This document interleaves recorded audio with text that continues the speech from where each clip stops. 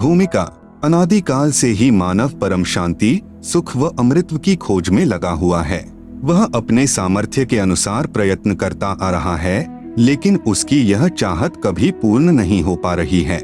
ऐसा इसलिए है कि उसे इस चाहत को प्राप्त करने के मार्ग का पूर्ण ज्ञान नहीं है।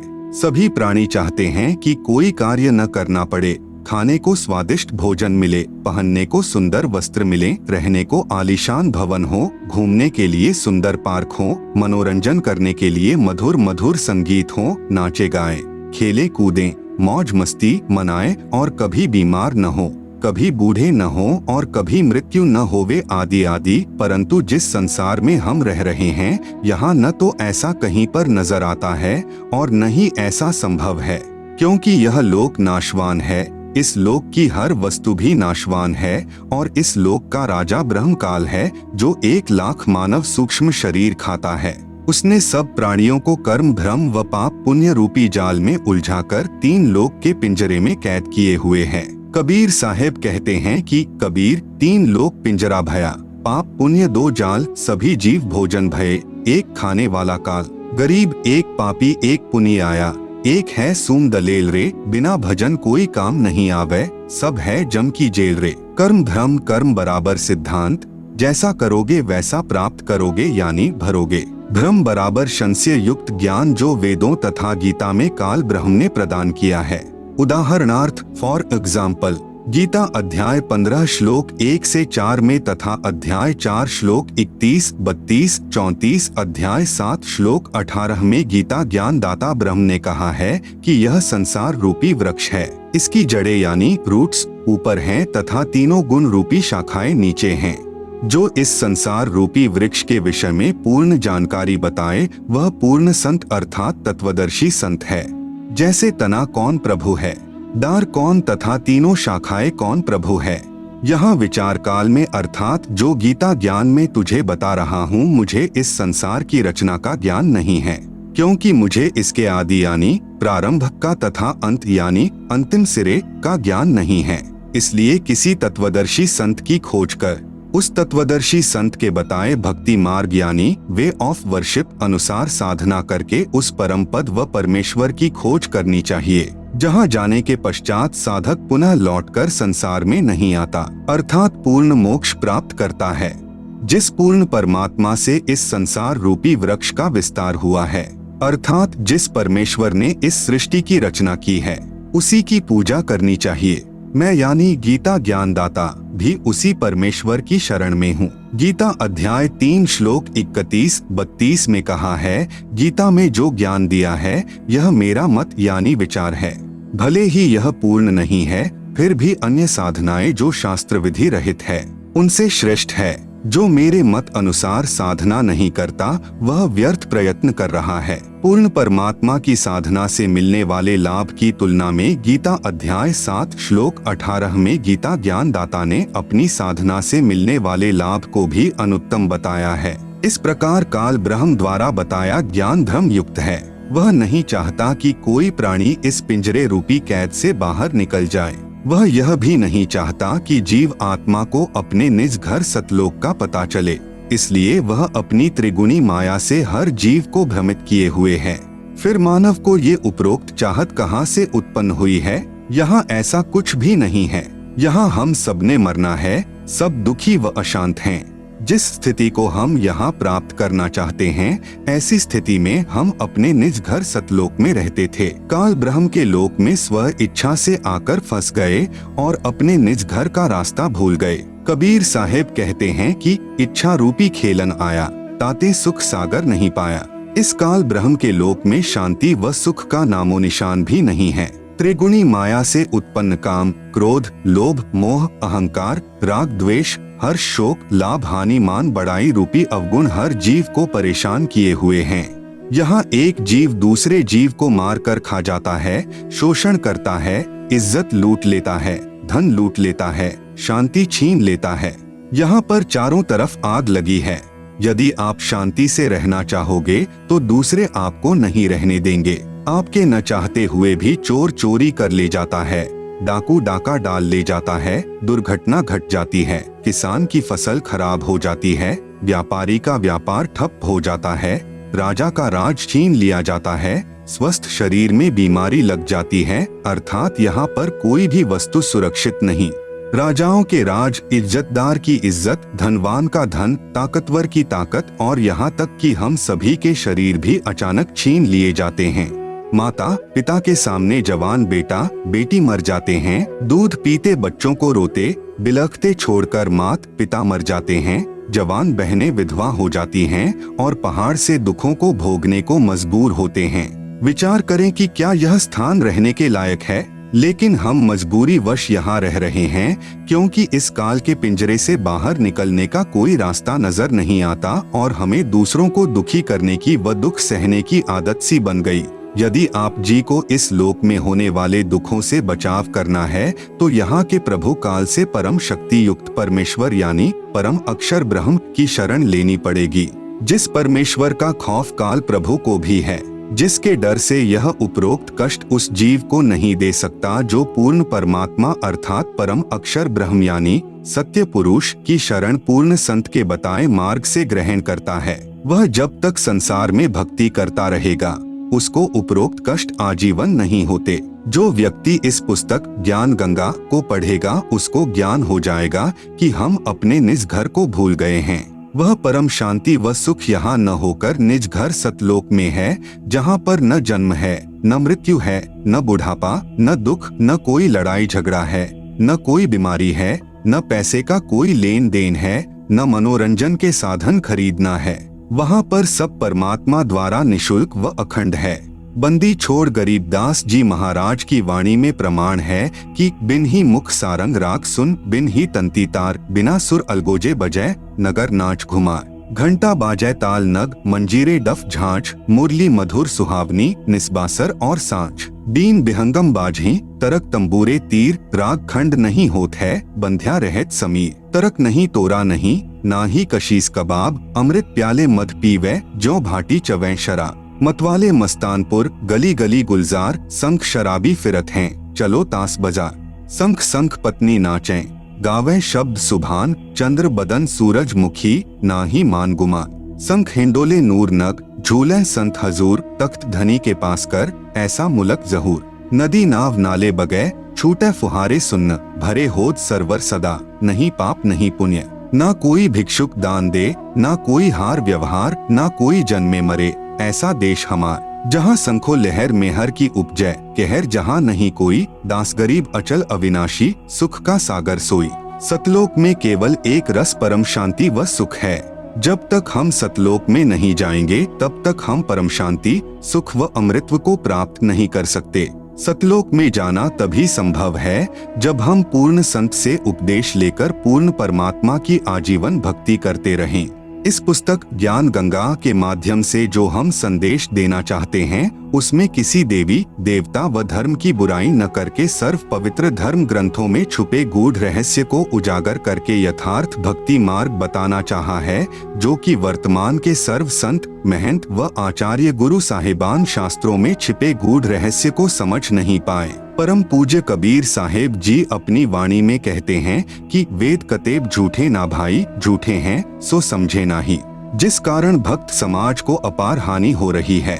सब अपने अनुमान से व झूठे गुरुओं द्वारा बताई गई शास्त्र विरुद्ध साधना करते हैं, जिससे न मानसिक शांति मिलती है और न ही शारीरिक सुख, न ही घर व कारोबार में लाभ होता है और न ही परमेश्वर का साक्षात्कार होता है और न ही मोक्ष प्राप्ति होती है। यह सब सुख कैसे मिले तथा यह जानने के लिए कि मैं कौन हूँ, कहाँ से आया हूँ, क्यों जन्म लेता हूँ, क्यों मरता हूँ और क्यों दुख भोगता हूँ, आखिर यह सब कौन करवा रहा है और परमेश्वर कौन है, कैसा है, कहाँ है तथा कैसे मिलेगा और ब्रह्मा विष्णु और शिव के माता पिता कौन हैं और किस प्रकार से काल ब्रह्म की जेल से छुटकारा पाकर अपने निज घर यानी सतलोक में वापस जा सकते हैं। यह सब इस पुस्तक के माध्यम से दर्शाया गया है ताकि इसे पढ़कर आम भक्तात्मा का कल्याण संभव हो सके। यह पुस्तक सतगुरु रामपाल जी महाराज के प्रवचनों का संग्रह है जो कि सदग्रंथों में लिखे तथ्यों पर आधारित है। हमें पूर्ण विश्वास है कि जो पाठक जन रुचि व निष्पक्ष भाव से पढ़कर अनुसरण करेगा उसका कल्याण संभव है। आत्म प्राण उद्धार ही ऐसा धर्म नहीं और कोटि अश्वमेघ यज्ञ सकल समाना भौर। जीव उद्धार परम पुण्य ऐसा कर्म नहीं और मरुस्थल के मृगजों सब मर गए दौड़ दौड़। भावार्थ, यदि एक आत्मा को सतभक्ति मार्ग पर लगाकर उसका आत्म कल्याण करवा दिया जाए तो करोड़ अश्वमेघ यज्ञ का फल मिलता है और उसके बराबर कोई भी धर्म नहीं है। जीवात्मा के उद्धार के लिए किए गए कार्य अर्थात सेवा से श्रेष्ठ कोई भी कार्य नहीं है। अपने पेट भरने के लिए तो पशु पक्षी भी सारा दिन भ्रमते हैं, उसी तरह वह व्यक्ति है जो परमार्थी कार्य नहीं करता। परमार्थी कर्म सर्वश्रेष्ठ सेवा जीव कल्याण के लिए किया कर्म है। जीव कल्याण का कार्य न करके सर्व मानव मरुस्थल के हिरण की तरह दौड़ दौड़ कर मर जाते हैं, जिसे कुछ दूरी पर जल ही जल दिखाई देता है और वहां दौड़ कर जाने पर थल ही प्राप्त होता है। फिर कुछ दूरी पर थल का जल दिखाई देता है, अंत में उस हिरण की प्यास से ही मृत्यु हो जाती है। ठीक इसी प्रकार जो प्राणी इस काल लोक में जहां हम रह रहे हैं वे उस हिरण के समान सुख की आशा करते हैं, जैसे निसंतान सोचता है संतान होने पर सुखी हो जाऊंगा। संतान वालों से पूछे तो उनकी अनेकों समस्याएं सुनने को मिलेंगी। निर्धन व्यक्ति सोचता है कि धन हो जाए तो मैं सुखी हो जाऊं। जब धनवानों की कुशल जानने के लिए प्रश्न करोगे तो ढेर सारी परेशानियां सुनने को मिलेंगी। कोई राज्य प्राप्ति से सुख मानता है, यह उसकी महाभूल है। राजा यानी मंत्री, मुख्यमंत्री, प्रधानमंत्री, राष्ट्रपति को स्वप्न में भी सुख नहीं होता। जैसे 4-5 सदस्यों के परिवार का मुखिया अपने परिवार के प्रबंध में कितना परेशान रहता है। राजा तो एक क्षेत्र का मुखिया होता है, उसके प्रबंध में सुख स्वप्न में भी नहीं होता। राजा लोग शराब पीकर कुछ गम भुलाते हैं, माया इकट्ठा करने के लिए जनता से कर यानी टैक्स लेते हैं। फिर अगले जन्मों में जो राजा सत्य भक्ति नहीं करते, पशु योनियों को प्राप्त होकर प्रत्येक व्यक्ति से वसूले कर यानी टैक्स को उनके पशु बनकर लौटाते हैं। जो व्यक्ति मनमुखी होकर तथा झूठे गुरुओं से दीक्षित होकर भक्ति तथा धर्म करते हैं, वे सोचते हैं कि भविष्य में सुख होगा, लेकिन इसके विपरीत दुख ही प्राप्त होता है। कबीर साहब कहते हैं कि मेरा यह ज्ञान ऐसा है कि यदि ज्ञानी पुरुष होगा तो इसे सुनकर हृदय में बसा लेगा और यदि मूर्ख होगा तो उसकी समझ से बाहर है। कबीर, ज्ञानी हो तो हृदय लगाई, मूर्ख हो तो गम ना पाई। अधिक जानकारी के लिए कृपया प्रवेश करें इस पुस्तक ज्ञान गंगा में। इस पुस्तक को पढ़कर सुप्रीम कोर्ट के वरिष्ठ अधिवक्ता श्री सुरेश चंद्र ने कहा, इस पुस्तक का नाम तो ज्ञान सागर होना चाहिए। कलयुग में सत्ययुग। संत रामपाल जी के सत्संग वचनों से उद्घृत। सत्ययुग उस समय को कहते हैं जिस युग में अधर्म नहीं होता, शांति होती है, पिता से पहले पुत्र की मृत्यु नहीं होती, स्त्री विधवा नहीं होती, रोग रहित शरीर होता है, सर्व मानव भक्ति करते हैं, परमात्मा से डरने वाले होते हैं क्योंकि वे आध्यात्मिक ज्ञान के सर्व कर्मों से परिचित होते हैं, मन कर्म वचन से किसी को पीड़ा नहीं देते तथा दुराचारी नहीं होते, जति सती स्त्री पुरुष होते हैं, वृक्षों की अधिकता होती है, सर्व मनुष्य वेदों के आधार से भक्ति करते हैं। वर्तमान में कलयुग है, इसमें अधर्म बढ़ चुका है। कलयुग में मानव की भक्ति के प्रति आस्था कम हो जाती है या तो भक्ति करते ही नहीं, यदि करते हैं तो शास्त्र विधि त्याग कर मनमानी भक्ति करते हैं, जो श्रीमद् भगवत गीता अध्याय 16 श्लोक 23-24 में वर्जित हैं, जिस कारण से परमात्मा से जो लाभ वांछित होता है वह प्राप्त नहीं होता। इसलिए अधिकतर मनुष्य नास्तिक हो जाते हैं। धनी बनने के लिए रिश्वत, चोरी, डाके डालने को माध्यम बनाते हैं, परंतु यह विधि धन लाभ की न होने के कारण परमात्मा के दोषी हो जाते हैं तथा प्राकृतिक कष्टों को झेलते हैं। परमेश्वर के विधान को मानव भूल जाता है कि किस्मत से अधिक प्राप्त नहीं हो सकता। यदि अन्य अवैध विधि से धन प्राप्त कर लिया तो वह रहेगा नहीं। जैसे एक व्यक्ति अपने पुत्र को सुखी देखने के लिए अवैध विधि से धन प्राप्ति करता था, कुछ दिनों पश्चात उसके पुत्र के दोनों गुर्दे खराब हो गए। जैसे तैसे करके गुर्दे बदलवाए 3 लाख रुपए खर्च हुआ। जो धन अवैध विधि से जोड़ा था वह सर्व खर्च हो गया तथा कुछ रुपए कर्जा भी हो गया। फिर लड़के का विवाह किया। 6 महीने के पश्चात बस दुर्घटना में इकलौता पुत्र मृत्यु को प्राप्त हुआ। अब न तो पुत्र रहा और न ही अवैध विधि से अर्जित किया गया धन। शेष क्या रहा?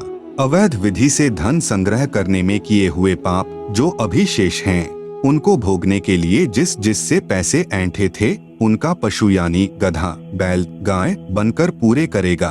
परंतु परम अक्षर ब्रह्म की शास्त्रानुकूल साधना करने वाले भक्त की किस्मत को परमेश्वर बदल देता है, क्योंकि परमेश्वर के गुणों में लिखा है कि परमात्मा निर्धन को धनवान बना देता है। सत्ययुग में कोई भी प्राणी मांस, तंबाकू, मदिरा सेवन नहीं करता, क्योंकि वे इनसे होने वाले पापों से परिचित होते हैं। मांस खाना पाप है। एक समय एक संत अपने शिष्य के साथ कहीं जा रहा था। वहाँ पर एक मछियारा तालाब से मछलियाँ पकड़ रहा था। मछलियाँ जल से बाहर तड़फ तड़फ कर प्राण त्याग रही थी। शिष्य ने पूछा, हे गुरुदेव, इस अपराधी प्राणी को क्या दंड मिलेगा? गुरुजी ने कहा, बेटा, समय आने पर बताऊंगा। 4-5 वर्ष के पश्चात दोनों गुरु शिष्य कहीं जाने के लिए जंगल से गुजर रहे थे। वहाँ पर एक हाथी का बच्चा चिल्ला रहा था। उछल कूद करते समय हाथी का बच्चा 2 निकट उगे वृक्षों के बीच में फंस गया। वह निकल तो गया, परंतु निकलने के प्रयत्न में उसका सर्व शरीर छिल गया था तथा उसके शरीर में जख्म हो गए थे। उसके सारे शरीर में कीड़े चल रहे थे जो उसको नोच रहे थे। वह हाथी का बच्चा बुरी तरह चिल्ला रहा था। शिष्य ने गुरुजी से पूछा कि हे गुरुदेव, यह प्राणी कौन से पाप का दंड भोग रहा है? गुरुदेव ने कहा, पुत्र, यह वही मछियारा है जो उस शहर के बाहर जलाशय से मछलियां निकाल रहा था। मदिरा यानी शराब पीना कितना पाप है। शराब पीने वाले को 70 जन्म कुत्ते के भोगने पड़ते हैं। मल मूत्र खाता पीता फिरता है। अन्य कष्ट भी बहुत सारे भोगने पड़ते हैं तथा शराब शरीर में भी बहुत हानि करती है। शरीर के 4 महत्वपूर्ण अंग होते हैं, फेफड़े, लीवर, गुर्दे तथा हृदय। शराब इन चारों को क्षति पहुंचाती है। शराब पीकर मानव न रहकर पशु तुल्य गतिविधि करने लगता है। कीचड़ में गिर जाना, कपड़ों में मलमूत्र तथा वमन कर देना, धन हानि, मान हानि, घर में अशांति आदि मदिरा पान के कारण होते हैं। मदिरा सत्ययुग में प्रयोग नहीं होती। सत्ययुग में सर्व मानव परमात्मा के विधान से परिचित होते हैं, जिस कारण सुख का जीवन व्यतीत करते हैं। गरीब मदिरा पीवे कड़वा पानी, 70 जन्म स्वान के जानी। दुराचार करना कितना पाप है। परद्वारा स्त्री का खोले, 70 जन्म अंधा हो डोले। पूज्य कबीर परमेश्वर जी ने बताया है कि जो व्यक्ति किसी परस्त्री के साथ दुष्कर्म करता है तो वह 70 जन्म अंधे का जीवन भोगता है। बुद्धिमान व्यक्ति ऐसी आफत कभी मोल नहीं लेता। मूर्ख ही ऐसा कार्य करता है। जैसे आग में हाथ डालने का अर्थ मौत मोल लेना है। जैसे कोई व्यक्ति किसी अन्य के खेत में बीज डालता है तो वह महामूर्ख है। बुद्धिमान व्यक्ति ऐसा कभी नहीं कर सकता। वैश्यागमन को ऐसा जानो जैसे कुर्डियों पर गेहूं का बहुमूल्य बीज का थैला भर कर डालाएं। यह क्रिया बुद्धिमान व्यक्ति नहीं कर सकता, या तो महामूर्ख या शराबी निर्लज अर्थात घंड व्यक्ति ही किया करता है। विचारणीय विषय है कि जो पदार्थ शरीर से नाश होते हुए आनंद का अनुभव कराता है, यदि वह शरीर में सुरक्षित रखा जाए तो कितना आनंद देगा। दीर्घायु, स्वस्थ शरीर, स्वस्थ मस्तिष्क, शूरवीरता तथा स्फूर्ति प्रदान करता है। जिस पदार्थ से अनमोल बच्चा प्राप्त होता है, उसका नाश करना बच्चे की हत्या करने तुल्य है। इसलिए दुराचार तथा अनावश्यक भोग विलास वर्जित है। तंबाकू सेवन कितना पाप है। परमेश्वर कबीर जी ने बताया है, सुरापान मध मांसाहारी, गमन करे भोगे पर नारी, 70 जन्म कटत हैं, शीशम साक्षी साहिब है जगदीशम।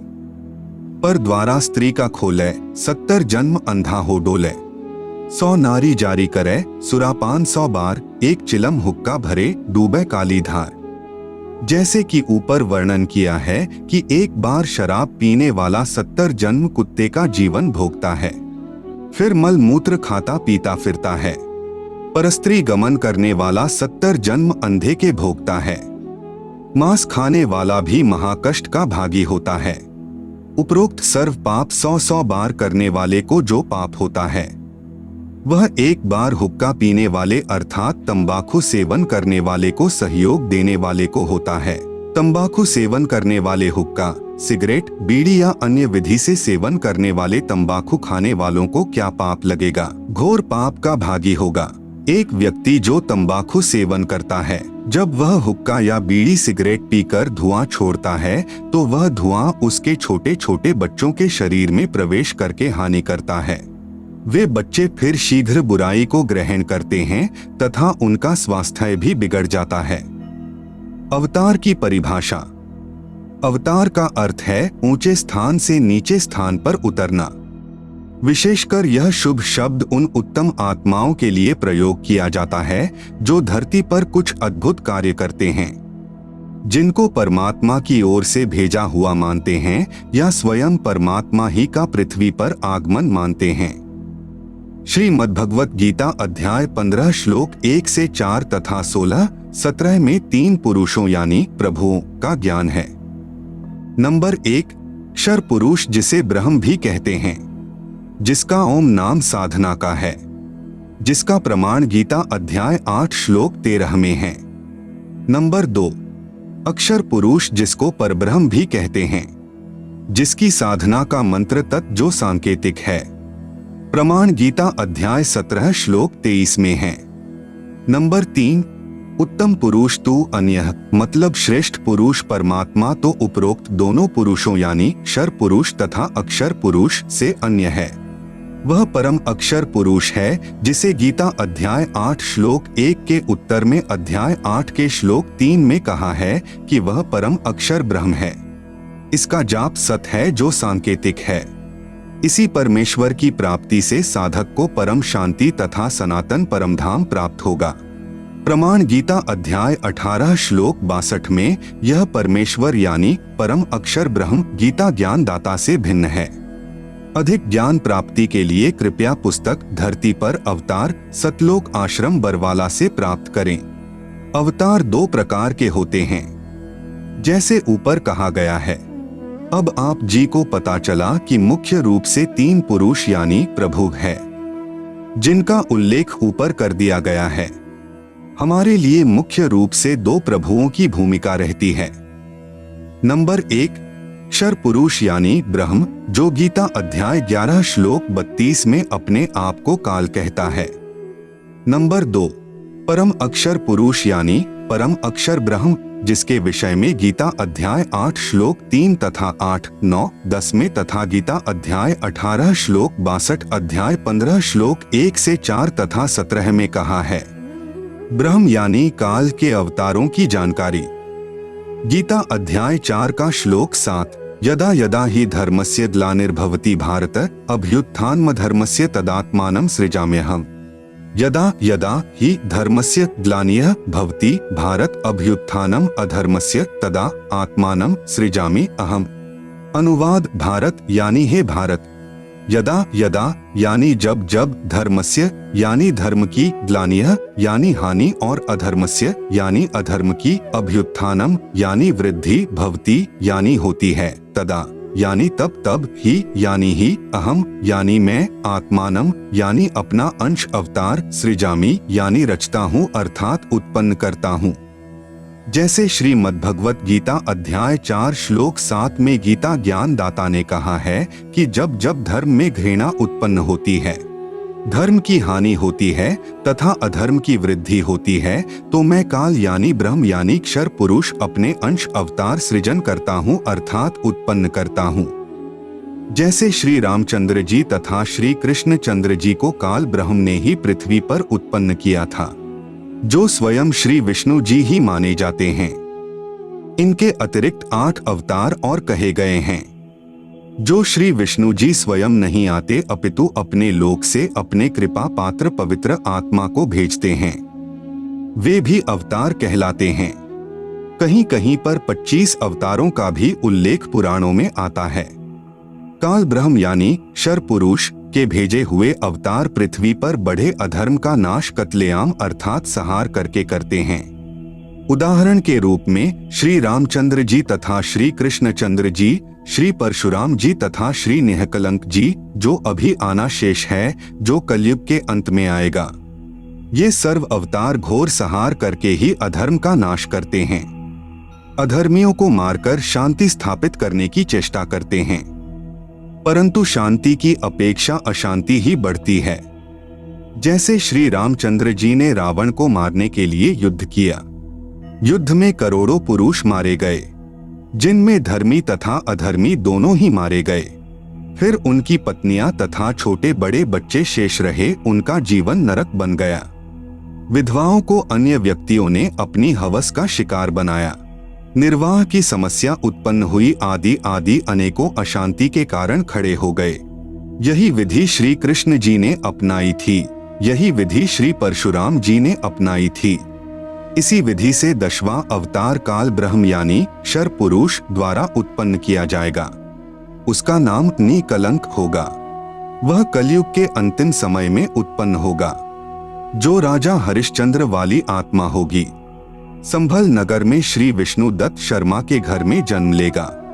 उस समय सर्व मानव अत्याचारी अन्यायी हो जाएंगे, उन सर्व को मारेगा। उस समय जिन जिन मनुष्य में परमात्मा का डर होगा, कुछ सदाचारी होंगे, उनको छोड़ जाएगा, अन्य सर्व को मार डालेगा। यह विधि है ब्रह्म यानी कालक्षर पुरुष के अवतारों की अधर्म का नाश करने तथा शांति स्थापना करने की। परम अक्षर ब्रह्म अर्थात सत्य पुरुष के अवतारों की जानकारी। नंबर 1, परम अक्षर ब्रह्म स्वयं पृथ्वी पर प्रकट होता है। वह सहशरीर आता है, सहशरीर लौट जाता है। यह लीला वह परमेश्वर 2 प्रकार से करता है। नंबर 1, प्रत्येक युग में शिशु रूप में किसी सरोवर में कमल के फूल पर वन में प्रकट होता है। वहां से निसंतान दंपति उसे उठा ले जाते हैं। फिर लीला करता हुआ बड़ा होता है तथा आध्यात्मिक ज्ञान प्रचार करके अधर्म का नाश करता है। सरोवर के जल में कमल के फूल पर अवतरित होने के कारण परमेश्वर नारायण कहलाता है। नार यानी जल, आयन यानी आने वाला, अर्थात जल पर निवास करने वाला नारायण कहलाता है। नंबर 2, जब चाहे साधु संत जिंदा के रूप में अपने सत्यलोक से पृथ्वी पर आ जाते हैं तथा अच्छी आत्माओं को ज्ञान देते हैं। फिर वे पुण्यात्माएं भी ज्ञान प्रचार करके अधर्म का नाश करते हैं। वे भी परमेश्वर के भेजे हुए अवतार होते हैं। कलयुग में ज्येष्ठ शुदी पूर्णमासी संवत 1455 सन 1398 को कबीर परमेश्वर सत्यलोक से चलकर आए तथा काशी शहर के लहरतारा नामक सरोवर में कमल के फूल पर शिशु रूप में विराजमान हुए। वहां से नीरू तथा नीमा जो जुलाहा यानी धानक दंपति थे, उन्हें उठा लाए। शिशु रूपधारी परमेश्वर कबीरदेव यानी कबीर परमेश्वर ने 25 दिन तक कुछ भी आहार नहीं किया। नीरू तथा नीमा उसी जन्म में ब्राह्मण थे, श्री शिव जी के पुजारी थे। मुसलमानों द्वारा बलपूर्वक मुसलमान बनाए जाने के कारण जुलाहे का कार्य करके निर्वाह करते थे। बच्चे की नाजुक हालत देखकर नीमा ने अपने इष्ट शिव जी को याद किया। शिव जी साधु वेश में वहां आए तथा बालक रूप में विराजमान कबीर परमेश्वर को देखा। बालक रूप में कबीर साहेब जी ने कहा, है शिव जी, इन्हें कहो एक कुंवारी गाय लाएं, वह आपके आशीर्वाद से दूध देगी। ऐसा ही किया गया। कबीर परमेश्वर के आदेशानुसार भगवान शिव जी ने कुंवारी गाय की कमर पर थपकी लगाई।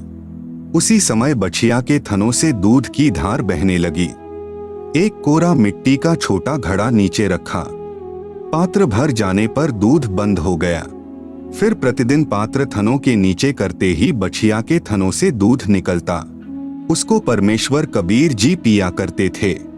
जुलाहे के घर परवरिश होने के कारण बड़े होकर परमेश्वर कबीर जी भी जुलाहे का कार्य करने लगे तथा अपनी अच्छी आत्माओं को मिले, उनको तत्व ज्ञान समझाया तथा स्वयं भी तत्व ज्ञान प्रचार करके अधर्म का नाश किया तथा जिन जिन को परमेश्वर जिंदा महात्मा के रूप में मिले, उनको सच्चखंड यानी सत्यलोक में ले गए तथा फिर वापस छोड़ा। उनको आध्यात्मिक ज्ञान दिया तथा अपने से परिचित कराया। वे उस परमेश्वर यानी सत्य पुरुष के अवतार थे। उन्होंने भी परमेश्वर से प्राप्त ज्ञान के आधार से अधर्म का नाश किया। वे अवतार कौन कौन हुए हैं? नंबर 1 आदरणीय धर्मदास जी, नंबर 2 आदरणीय मलुकदास जी, नंबर 3 आदरणीय नानक देव साहेब जी, सिख धर्म के प्रवर्तक, नंबर 4 आदरणीय दादू साहेब जी, नंबर 5 आदरणीय गरीबदास साहेब जी गांव छुड़ानी जिला झज्जर हरियाणा वाले तथा नंबर 6 आदरणीय घीसा दास साहेब जी गांव खेखड़ा जिला मेरठ उत्तर प्रदेश वाले ये उपरोक्त सर्व अवतार परम अक्षर ब्रह्म यानी सत्य पुरुष के थे। अपना कार्य करके चले गए, अधर्म का नाश किया, जिस कारण से जनता में बहुत समय तक बुराई नहीं समाई। वर्तमान में संतों की कमी नहीं परंतु शांति का नाम नहीं। कारण यह है कि इन संतों की साधना शास्त्रों के विरुद्ध है, जिस कारण से समाज में अधर्म बढ़ता जा रहा है। इन पंथों और संतों को सैकड़ों वर्ष हो गए ज्ञान प्रचार करते हुए परंतु अधर्म बढ़ता ही जा रहा है। सत्य पुरुष का वर्तमान अवतार जो सत्य साधना तथा तत्व ज्ञान का प्रचार परमेश्वर के पूर्वोक्त परमेश्वर के अवतार संत किया करते थे, जिससे आपसी प्रेम था, एक दूसरे के दुख में दुखी होते थे, असहाय व्यक्ति की मदद करते थे, वही शास्त्र विधि अनुसार साधना तथा वही आध्यात्मिक यथार्थ ज्ञान संत रामपाल दास जी महाराज को परमेश्वर कबीर साहेब जी ने प्रदान किया है। मार्च 1997 को फाल्गुन मास की शुक्ल प्रथमा को दिन के 10 बजे जिंदा महात्मा के रूप में सत्यलोक से आकर संत रामपाल दास जी महाराज को सतनाम तथा सारनाम दान करने का आदेश देकर अंतर्ध्यान हो गए। संत रामपाल दास जी महाराज भी परमेश्वर यानी परम अक्षर ब्रह्म के उन अवतारों में से एक हैं जो आध्यात्मिक ज्ञान के द्वारा अधर्म का नाश करते हैं। अब विश्व में शांति होगी। सर्वधर्म तथा पंथों के व्यक्ति एक होकर आपस में प्रेम से रहा करेंगे।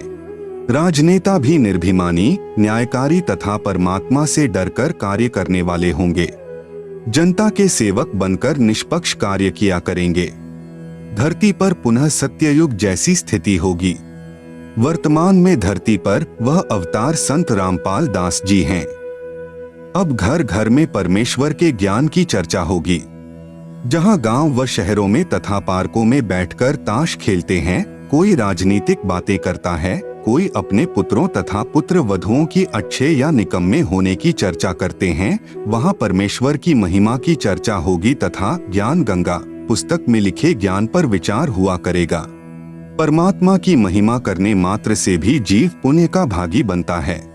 फिर शास्त्र विधि अनुसार साधना करके जीवन सुखी बनाएंगे तथा आत्म कल्याण कराएंगे। धरती पर कलयुग में सत्ययुग जैसा समय आएगा। संत रामपाल दास जी महाराज ही वर्तमान में वास्तव में धरती पर अवतार हैं। अधिक जानकारी के लिए कृपया पढ़े पुस्तक धरती पर अवतार संपूर्ण। अमेरिका की महिला भविष्यवक्ता फ्लोरेंस की महत्वपूर्ण भविष्यवाणी। अमेरिका की विश्व विख्यात भविष्यवक्ता फ्लोरेंस ने अपनी भविष्यवाणियों में कई बार भारत का जिक्र किया है। The fall of sensational culture नाम की अपनी पुस्तक में उन्होंने लिखा है कि सन 2000 आते आते प्राकृतिक संतुलन भयावह रूप से बिगड़ेगा। लोगों में आक्रोश की प्रबल भावना होगी। दुराचार पराकाष्ठा पर होगा। पश्चिमी देशों के विलासितापूर्ण जीवन जीने वालों में निराशा, बेचैनी और अशांति होगी। अतृप्त अभिलाषाएं और जोर पकड़ेगी, जिससे उनमें आपसी कटुता बढ़ेगी। चारों ओर हिंसा और बर्बरता का वातावरण होगा। ऐसा वातावरण होगा कि चारों ओर हाहाकार मच जाएगा। लेकिन भारत से उठने वाली एक नई विचारधारा इस घातक वातावरण को समाप्त कर देगी। वह विचारधारा वैज्ञानिक दृष्टि से सामंजस्य और भाईचारे का महत्व समझाएगी। वह यह भी समझाएगी कि धर्म और विज्ञान में आपस में विरोध नहीं है। आध्यात्मिकता की उच्चता और भौतिकता का खोखलापन सबके सामने उजागर करेगी। मध्यम वर्ग उस विचारधारा से बहुत अधिक प्रभावित होगा। यह वर्ग समाज के सभी वर्गों को अच्छे समाज के निर्माण के लिए उत्प्रेरित करेगा। यह विचारधारा पूरे विश्व में चमत्कारी परिवर्तन लाएगी।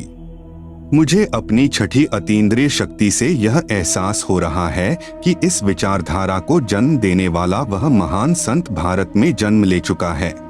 उस संत के ओजस्वी व्यक्तित्व का प्रभाव सबको चमत्कृत करेगा। उसकी विचारधारा अध्यात्म के कम होते जा रहे प्रभाव को फिर से नई स्फूर्ति देगी। चारों ओर आध्यात्मिक वातावरण होगा। संत की विचारधारा से प्रभावित लोग विश्व के कल्याण के लिए पश्चिम की ओर चलेंगे। धीरे धीरे एशिया, यूरोप और अमेरिका पर पूरी तरह छा जाएंगे। उस संत की विचारधारा से पूरा विश्व प्रभावित होगा और उनके चरण चिन्हों पर चलेगा। पश्चिमी देश के लोग उन्हें ईसा, मुसलमान उन्हें एक सच्चा रहनुमा और एशिया के लोग उन्हें भगवान का अवतार मानेंगे।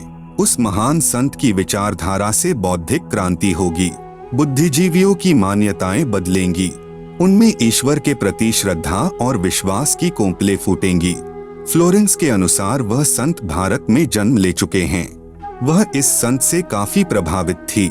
अपनी एक दूसरी पुस्तक golden light of new era में भी उन्होंने लिखा है, जब मैं ध्यान लगाती हूँ तो अक्सर एक संत को देखती हूँ। गौर वर्ण का है, सफेद बाल हैं, उसके मुख पर न दाढ़ी है न मूछ है। उस संत के ललाट पर गजब का तेज होता है। उनके ललाट पर आकाश से एक नक्षत्र के प्रकाश की किरणें निरंतर बरसती रहती हैं। मैं देखती हूँ कि वह संत अपनी कल्याणकारी विचारधारा तथा अपने सच्चरित्र प्रबल अनुयायियों की शक्ति से संपूर्ण विश्व में नए ज्ञान का प्रकाश फैला रहे हैं। वह संत अपनी शक्ति निरंतर बढ़ा रहे हैं। उनमें इतनी शक्ति है कि वह प्राकृतिक परिवर्तन भी कर सकते हैं। वह अपना कार्य वैज्ञानिक ढंग से करेंगे। उनकी कृपा और प्रयत्नों से मानवीय सभ्यता में नई जागृति आएगी। विश्व के समस्त जन समूह में नई चेतना का संचार होगा। लोक शक्ति का एक नया रूप उभर कर सामने आएगा, जो सत्ताधारियों की मनमानियों पर अंकुश लगा देगा। मनोचिकित्सक तथा सम्मोहन कला के विश्व प्रसिद्ध ज्ञाता डॉक्टर मोरे बर्सटीन की फ्लोरेंस से अच्छी दोस्ती थी। एक बार फ्लोरेंस ने उनसे भी कहा था, डॉक्टर, वह समय बड़ी तेजी से नजदीक आ रहा है जब सत्ता लोलुप राजनेताओं की अपेक्षा आप जैसे समाज सेवकों की बातें समाज अधिक ध्यान से सुनेगा। 21वीं सदी के आते आते एक नई विचारधारा पूरे विश्व को प्रभावित करेगी। हर राष्ट्र में सच्चरित्र धार्मिक लोगों का संगठन लोगों के दिमाग में बैठी गलत मान्यताओं को बदल देगा। यह विचारधारा भारत से प्रस्फुटित होंगी, वहीं से पूरे विश्व में फैलेगी। मैं उस पवित्र स्थान पर एक प्रचंड तपस्वी को देख रही हूँ, जिसका तेज बड़ी तेजी से फैल रहा है। मनुष्य में सोए देवत्व को जगाने तथा धरती का स्वर्ग जैसा बनाने के लिए वह संत दिन रात प्रयत्न कर रहे हैं। एक पत्रकार ने 1964 में फ्लोरेंस से पूछा था कि क्या वह दुनिया का भविष्य बता सकती है। फ्लोरेंस ने इसके जवाब में कहा था, 1970 की शुरुआत व्यापक उथल पुथल के साथ होगी। 1979-80 के बाद ऐसे भूकंप आएंगे कि न्यूजर्सी का कुछ हिस्सा तथा यूरोप का और एशिया के कई देशों के स्थान भूकंप से विदीर्ण हो जाएंगे। कुछ जलमग्न भी हो जाएंगे। तृतीय विश्व युद्ध का आतंक सबके दिमाग में बैठ जाएगा और वे इस युद्ध की तैयारी करेंगे, लेकिन भारतीय राजनेता अपने प्रभाव और बुद्धि से तीसरे विश्व युद्ध को टालने में सफल हो जाएंगे। तीसरे विश्व युद्ध के शुरू होने तक भारत के शासन की बागडोर आध्यात्मिक प्रवृत्ति के लोगों के हाथ में होगी, इसलिए उनके प्रभाव से विश्व युद्ध टलेगा। वे शासक एक महान संत के ओजस्वी तथा क्रांतिकारी विचारधारा से प्रभावित होंगे। वे उस संत के प्रति उसी तरह समर्पित होंगे जैसे वाशिंगटन स्वतंत्रता एवं मानवता के प्रति समर्पित थे। अमेरिका के शहर न्यूजर्सी की रहने वाली फ्लोरेंस सचमुच एक विलक्षण महिला थी। एक बार नेबेल नाम के व्यक्ति ने टीवी कार्यक्रम के दौरान उनसे बोला, आप भारत में जन्म ले चुके संत के बारे में तो अक्सर बताती रहती हैं, मैं अपने बारे में कुछ जानना चाहता हूँ, बताइए। फ्लोरेंस ने उसके दाहिने हाथ को थाम लिया और बोली, आप बहुत जल्द किसी दूसरे राज्य से प्रसारण करेंगे। नेबेल एक प्रसारण सेवा के कर्मचारी थे। फ्लोरेंस की इस बात पर वह हंसने लगे। कुछ क्षण बाद बोले, आपने मुझसे यह अच्छा मजाक किया। यदि हमारी कंपनी के अधिकारी इस कार्यक्रम को देख रहे होंगे तो मैं दूसरे राज्य में जाऊं या नहीं, फिलहाल अपनी कंपनी से तुरंत निकाल दिया जाऊंगा। कुछ ही मिनटों के बाद टीवी के कंट्रोल रूम का फोन घनघना उठा। फोन नेबेल के लिए था। उनकी कंपनी के जनरल मैनेजर उनसे बात करना चाहते थे। नेबेल ने जब फोन उठाया तो उन्होंने कहा, हमने न्यूयॉर्क से प्रसारण करने का काम शुरू करने का निर्णय लिया है, वहां तुम्हें ही भेजा जाएगा। अभी यह बात गुप्त रखना, इसकी घोषणा कल की जाएगी। मैं टीवी पर फ्लोरेंस के साथ तुम्हारी बातचीत देख रहा था। फ्लोरेंस ने तुम्हारे विषय में जो बताया है वह पूरी तरह सच है। आश्चर्य है कि उन्हें यह बात कैसे मालूम हो गई। नेबेल फ्लोरेंस का चेहरा देखता रह गया। कुछ पत्रकारों ने उनसे एक बार पूछा था कि वह भविष्य को कैसे देख लेती हैं तथा गायब व्यक्ति या वस्तुओं का पता कैसे लगा लेती हैं, तो फ्लोरेंस ने बताया, मुझे स्वयं नहीं मालूम कि ऐसा कैसे संभव हो जाता है। मैं भविष्य के विषय में एक बहुत महत्वपूर्ण बात बता रही हूँ। 20वीं शताब्दी के अंत में भारतवर्ष से एक प्रकाश निकलेगा। यह प्रकाश पूरी दुनिया को उन दैवी शक्तियों के विषय में जानकारी देगा जो अब तक हम सभी के लिए रहस्यमय बनी हुई हैं। देवी शक्तियों की जानकारी जो संत रामपाल दास जी महाराज द्वारा बताई गई हैं। कृपया पढ़ें इसी पुस्तक के पृष्ठ 22 पर। सृष्टि रचना, एक दिव्य महापुरुष द्वारा यह प्रकाश पूरे विश्व में फैलेगा। वह सभी को सतमार्ग पर चलने की प्रेरणा देगा। समस्त दुनिया में एक नई सोच की ज्योति फैलेगी। जब मैं ध्यानावस्था में होती हूँ तो अक्सर यह दिव्य महापुरुष मुझे दिखाई देते हैं। फ्लोरेंस ने बार बार इस संत या दिव्य महापुरुष का जिक्र किया है। साथ ही यह भी बताया है कि उत्तरी भारतवर्ष के एक पवित्र स्थान पर वह मौजूद हैं। सज्जनों, उपरोक्त भविष्यवाणी तथा वर्तमान वाणी है जो परम संत रामपाल महाराज जी पर खरी उतरती है तथा इसी का समर्थन अन्य भविष्यवाणियां भी करती है जो आगे लिखी हैं। भाई बाले वाली जन्म साखी में प्रमाण। एक महापुरुष के विषय में भाई बाले वाली जन्म साखी में प्रहलाद भक्त की भविष्यवाणी। भाई बाले वाली जन्म साखी में लिखा गया विवरण स्पष्ट करता है कि संत रामपाल दास जी महाराज ही वह अवतार है जिन्हें परमेश्वर कबीर जी तथा संत नानक जी के पश्चात पंजाब की धरती पर अवतरित होना था। संत रामपाल दास जी महाराज 8 सितंबर सन 1951 को गांव धनाना, जिला सोनीपत, हरियाणा प्रांत, उस समय पंजाब प्रांत, भारत की पवित्र धरती पर श्री नंदराम जाट के घर जाट वर्ण में श्रीमती इंदिरा देवी की कोख से जन्मे। इस विषय में जन्म साखी भाई बाले वाली हिंदी वाली में जिसके प्रकाशक हैं भाई जवाहर सिंह कृपाल सिंह एंड कंपनी, पुस्तका वाले, बाजार माई सेवा, अमृतसर, पंजाब तथा पंजाबी वाली के प्रकाशक है भाई जवाहर सिंह कृपाल सिंह, पुस्तका वाले, गली 8 बाग, रामानंद, अमृतसर, पंजाब। इसमें लिखा अमर लेख इस प्रकार है। एक समय भाई बाला तथा मर्दाना को साथ लेकर सतगुरु नानक देव जी भक्त प्रहलाद जी के लोक में गए जो पृथ्वी से कई लाख कोस दूर अंतरिक्ष में है। प्रहलाद ने कहा कि हे नानक जी, आपको परमात्मा ने दिव्य दृष्टि दी तथा कलयुग में बड़ा भक्त बनाया है। आपका कलयुग में बहुत प्रताप होगा। यहाँ पर प्रहलाद के लोक में पहले कबीर जी आए थे या आज आप आए हो, एक और आएगा जो आप दोनों जैसा ही महापुरुष होगा। इन तीनों के अतिरिक्त यहाँ मेरे लोक में कोई नहीं आ सकता। भक्त बहुत हो चुके हैं, आगे भी होंगे, परंतु यहाँ मेरे लोक में वही पहुँच सकता है जो इन जैसी महिमा वाला होगा और कोई नहीं। इसलिए इन तीनों के अतिरिक्त यहाँ कोई नहीं आ सकता। मर्दाने ने पूछा कि हे प्रहलाद जी, कबीर जी जुलाहा थे, नानक जी खत्री हैं, वह तीसरा किस वर्ण यानी जाति से तथा किस धरती पर अवतरित होगा? प्रहलाद भक्त ने कहा, भाई सुन, नानक जी के सच्चखंड जाने के सैकड़ों वर्ष पश्चात पंजाब की धरती पर जाट वर्ण में जन्म लेगा तथा उसका प्रचार क्षेत्र शहर बरवाला होगा। लेख समाप्त। विवेचन, संत रामपाल दास जी महाराज वही अवतार हैं जो अन्य प्रमाणों के साथ साथ जन्म साखी में लिखे वर्णन पर खरे उतरते हैं। जन्म साखी में 100 वर्ष के पश्चात लिखा है।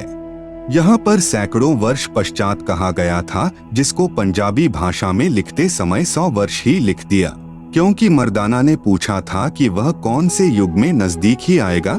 तब भक्त प्रहलाद ने कहा कि श्री नानक जी के सैकड़ों वर्ष पश्चात कल युग में ही वह संत जाट वर्ण में जन्म लेगा। इसीलिए यहाँ 100 वर्ष के स्थान पर सैकड़ों वर्षों ही न्यायोचित है तथा प्रचार क्षेत्र बरवाला के स्थान पर बटाला लिखा गया है।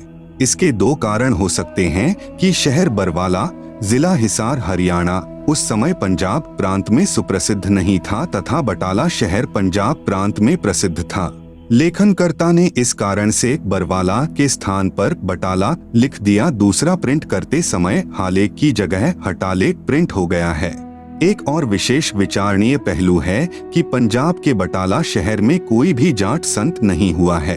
जो इन महापुरुषों यानी परमेश्वर कबीर देव जी व श्री नानक देव जी के समान महिमावान तथा इनके समान ज्ञानवान हुआ हो। इस आधार से तथा अन्य प्रमाणों के आधार से तथा इस जन्म साखी के आधार से स्पष्ट है कि वह तीसरे महापुरुष संत रामपाल दास जी महाराज हैं तथा इनका आध्यात्मिक ज्ञान भी इन दोनों महापुरुषों यानी परमेश्वर कबीर जी तथा श्री नानक देव जी से मेल खाता है। आप देखेंगे दोनों फोटो कापी जो जन्म साखी भाई बाले वाली जो कि एक पंजाबी भाषा में है तथा दूसरी हिंदी में है जो कि पंजाबी भाषा से ही अनुवादित है। इसमें कुछ प्रकरण ठीक नहीं लिखा है। जैसे पंजाबी भाषा में लिखा है कि जो इस जिहा कोई होवेगा ता एथे पहुँचेगा होरदा एथे पहुँचन दा कम नहीं, परंतु हिंदी वाली जन्म साखी में यह विवरण नहीं है जो बहुत महत्वपूर्ण है।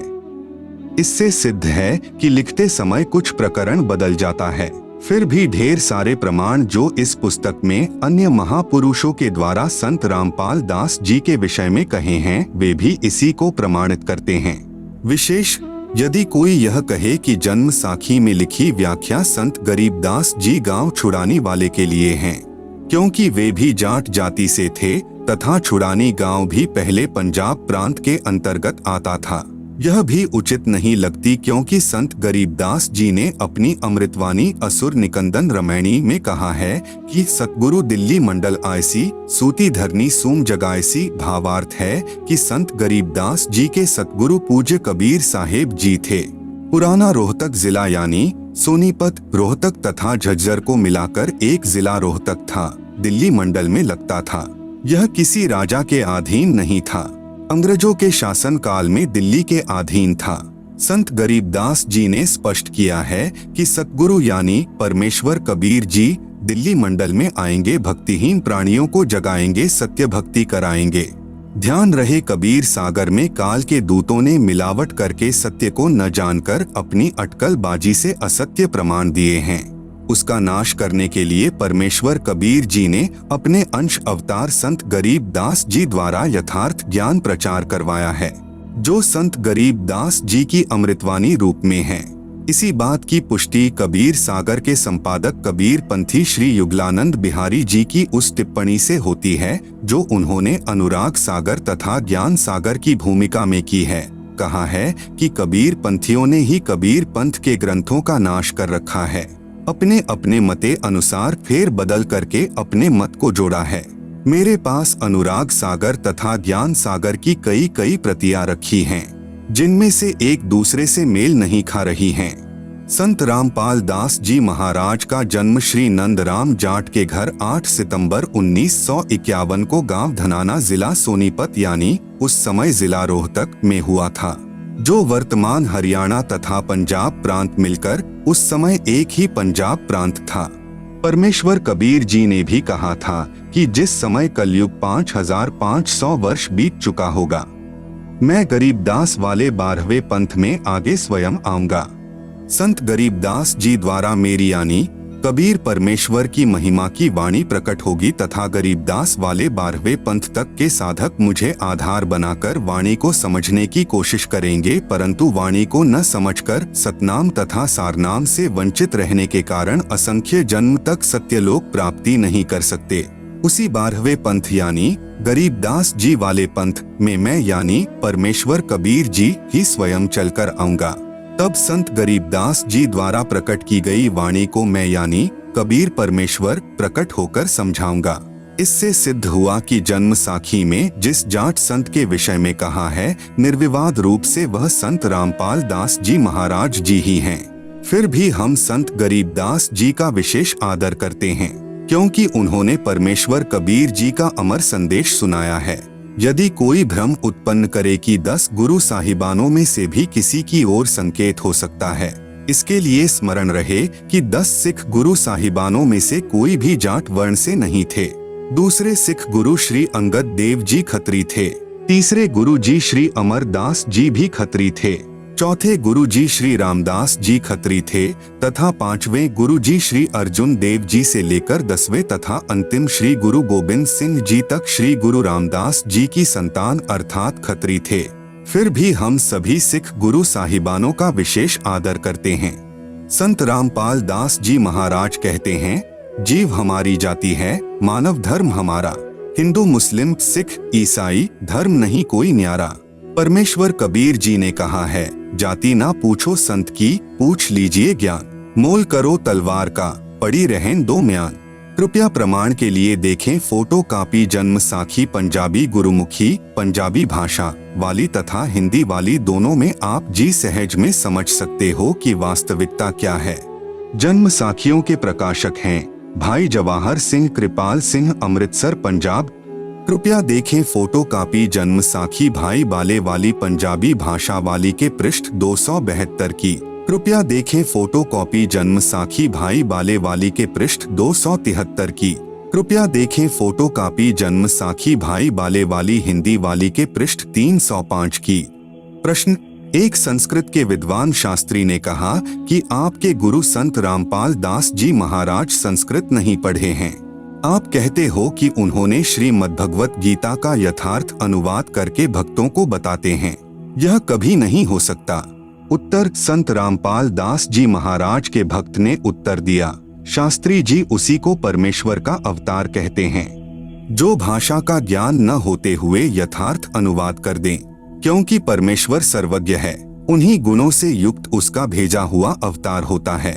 वह अवतार संत रामपाल दास जी महाराज जी हैं। आप तो केवल वेदों और गीता के अनुवाद से अचंभित हैं। संत रामपाल दास जी महाराज ने तो बाइबल तथा कुरान को यथार्थ रूप में बताया है, जिसे ईसाई धर्म के वर्तमान के फादर व पादरी तथा मुसलमान धर्म के मुल्ला व काजी भी नहीं समझ सके। आप सुन रहे हैं जगत गुरु तत्वदर्शी संत रामपाल जी महाराज द्वारा लिखित पुस्तक ज्ञान गंगा का पेज नंबर 1। भक्ति मर्यादा। जीव हमारी जाति है, मानव धर्म हमारा। हिंदू मुस्लिम सिख ईसाई धर्म नहीं कोई न्यारा। प्रिय भक्तजनों, आज से लगभग 5000 वर्ष पहले कोई भी धर्म या अन्य संप्रदाय नहीं था। न हिंदू, न मुस्लिम, न सिख और न ईसाई थे। केवल मानव धर्म था। सभी का एक ही मानव धर्म था और है। लेकिन जैसे जैसे कलयुग का प्रभाव बढ़ता गया, वैसे वैसे हमारे में मतभेद होता गया।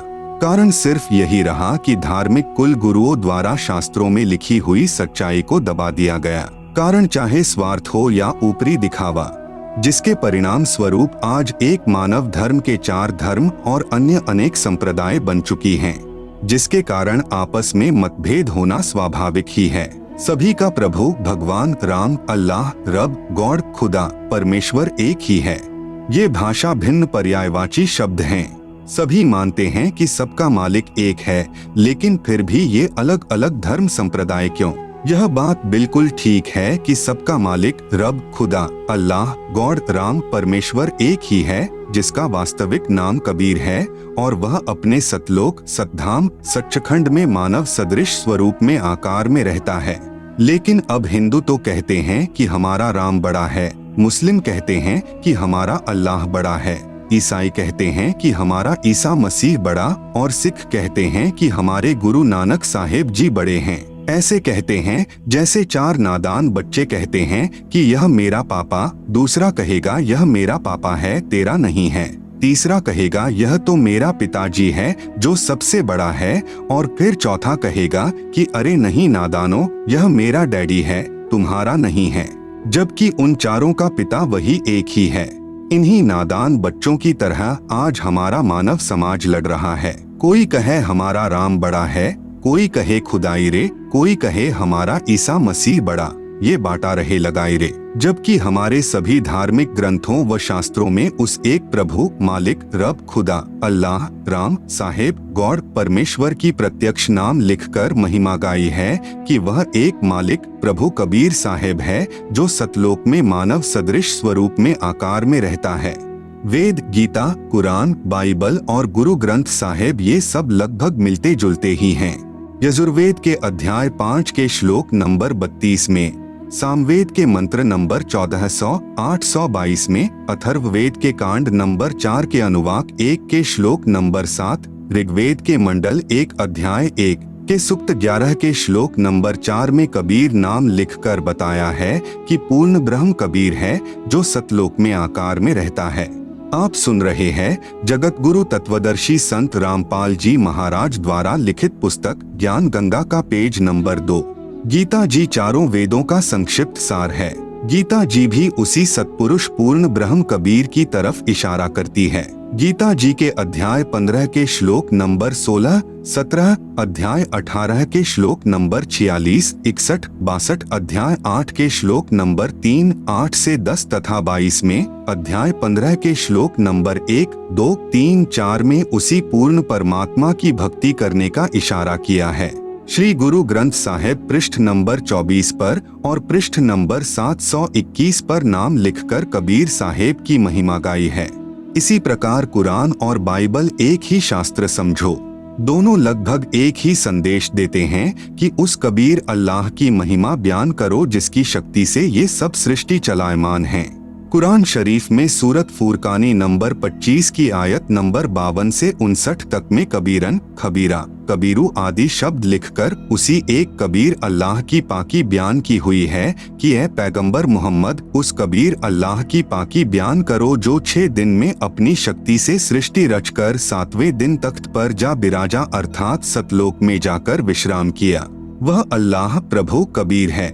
इसी का प्रमाण बाइबल के अंदर उत्पत्ति ग्रंथ में सृष्टि क्रम में बाइबल के प्रारंभ में ही 7 दिन की रचना में चैप्टर 1 वर्सेस 20, चैप्टर 2 वर्सेस 5 में है। सभी संतों व ग्रंथों का सार यही है कि पूर्ण गुरु जिसके पास तीनों नाम हो और नाम देने का अधिकार भी हो, उससे नाम लेकर जीव को जन्म मृत्यु रूपी रोग से छुटकारा पाना चाहिए।